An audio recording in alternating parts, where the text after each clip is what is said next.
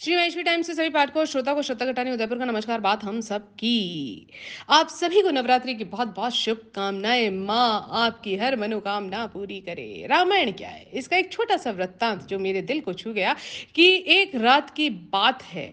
माता कौशल्या जी सोते समय उनको महल की छत पर किसी की आहट की सुनाई दी। नींद खुल गई, पूछा कौन है। मालूम पड़ा कि श्रुत कीर्ति जी हैं, जो कि सबसे छोटी बहू शत्रुघ्न जी की पत्नी है। माता कौशल्या जी ने उनको नीचे बुलाया।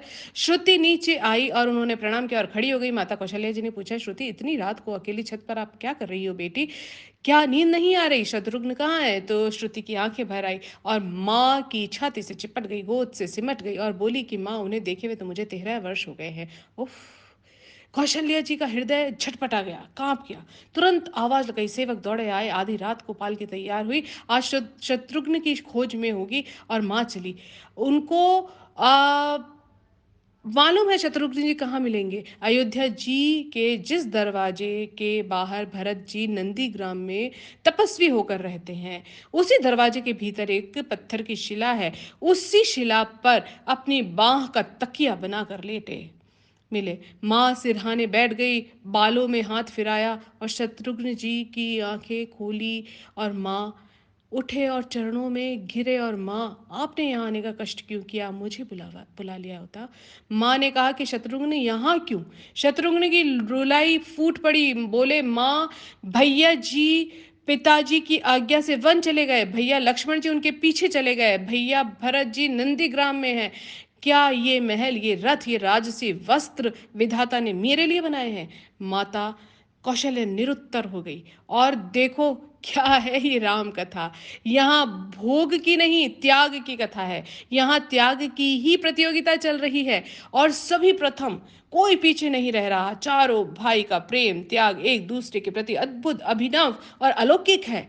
रामायण जीवन जीने का सबसे उत्तम शिक्षा देती है। भगवान राम 14 वर्ष का वनवास हुआ तो उनकी पत्नी सीता मैया सहर्ष वन स्वीकार कर लिया। परंतु बचपन में से ही बड़े भाई की सेवा में रहने वाले लक्ष्मण जी कैसे राम जी से दूर हो जाते। माता सुमित्रा से तो उन्होंने आज्ञा ले ली और वन में चले गए। परंतु जब पत्नी उर्मिला के कक्ष की ओर बढ़ रहे थे तो वो सोच रहे थे कि माँ की आज्ञा तो ले लिया, अब उर्मिला को कैसे समझाऊंगा, क्या बोलूंगा उनसे। यही सोचकर विचार करने लगे। लक्ष्मण जी जैसे ही अपने कक्ष में पहुंचे तो देखा उर्मिला जी आरती का थाल लेके खड़ी है और बोली, आप मेरी चिंता छोड़ दीजिए प्रभु, श्री राम की सेवा में वन को जाओ, मैं आपको नहीं रोकूंगी। ये लक्ष्मण जी कहने में संकोच कर रहे थे, परंतु उन्होंने, उर्मिला जी ने उनको संकोच से बाहर निकाल दिया। वास्तव में यह पत्नी का धर्म है। पति संकोच में पड़े और पहले ही पत्नी के उसके मन की बात जानकर उसको संकोच से बाहर कर दे। लक्ष्मण जी चले गए। 14 वर्ष तक उर्मिला जी ने एक तपस्विनी के भांति कठोर तप किया। वन में प्रभु श्री राम सीता की सेवा लक्ष्मण जी कभी सोए नहीं, परंतु उर्मिला ने अपने महल के द्वार कभी बंद नहीं किए। सारी रात जाग जाग कर उस दीपक की लौ को बुझने नहीं दिया। मेघनाथ से युद्ध करते समय लक्ष्मण जी को शक्ति लग जाती है। हनुमान जी संजीवनी पर्वत लेकर लौट रहे हैं तो बीच में हनुमान जी अयोध्या के ऊपर से गुजर रहे हैं। भरत जी उन्हें राक्षस समझकर बाण मारते हैं। हनुमान जी गिर जाते हैं। तब हनुमान जी ने सारा वृत्तांत सुनाया और सीता जी को रावण हर ले गया। लक्ष्मण जी युद्ध में मूर्छित हो गए और यह सुनते ही कौशल्या जी कहती हैं कि राम को कहना कि लक्ष्मण के बिना अयोध्या में पैर मत रखना, राम वन में ही रहे। माता सुमित्रा कहती रही कि राम से कहना कि कोई बात नहीं, अभी शत्रुघ्न है, मैं उसे भेज दूंगी। मेरे दोनों पुत्र राम सेवा के लिए ही जन्मे हैं। माताओं का प्रेम देखकर हनुमान जी की आंखों में अश्रु धारा बह गई। परंतु जब उर्मिला उन जी ने उनको देखा और सोचने लगे कि यह क्यों एकदम शांत और प्रसन्न खड़ी हैं, क्या उन्हें अपने पति के प्राणों की चिंता नहीं है? हनुमान जी पूछते हैं, देवी, आपकी प्रसन्नता का कारण क्या है?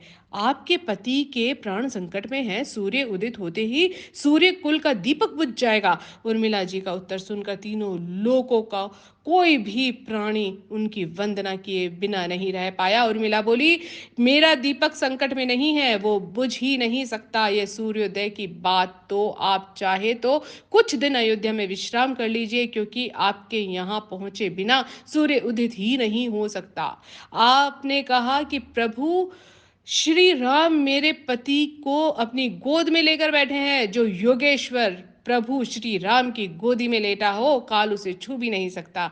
यह वो दोनों लीला कर रहे हैं। मेरे पति जब वन में गए तब से सोए नहीं हैं। उन्होंने ना सोने का प्रण लिया है, इसीलिए वो थोड़ी देर विश्राम कर रहे हैं। जब भगवान की गोद मिल गई तो थोड़ा विश्राम ज्यादा हो गया, वे उठ जाएंगे। और शक्ति मेरे पति को लगी ही नहीं, शक्ति तो प्रभु श्री राम जी को लगी है। मेरे पति की हर श्वास में राम है, हर धड़कन में राम है, रोम रोम में राम है, उनके खून की बूंद बूंद में राम है। और जब उनके शरीर और उनकी आत्मा में सिर्फ राम है तो शक्ति राम जी को ही लगी है। देखा आपने, एक दूसरे का प्यार, त्याग और एक दूसरे का जो सामंजस्य था। आप रामायण से हम सभी को ये सीखना चाहिए। जय श्री कृष्णा, जय महेश।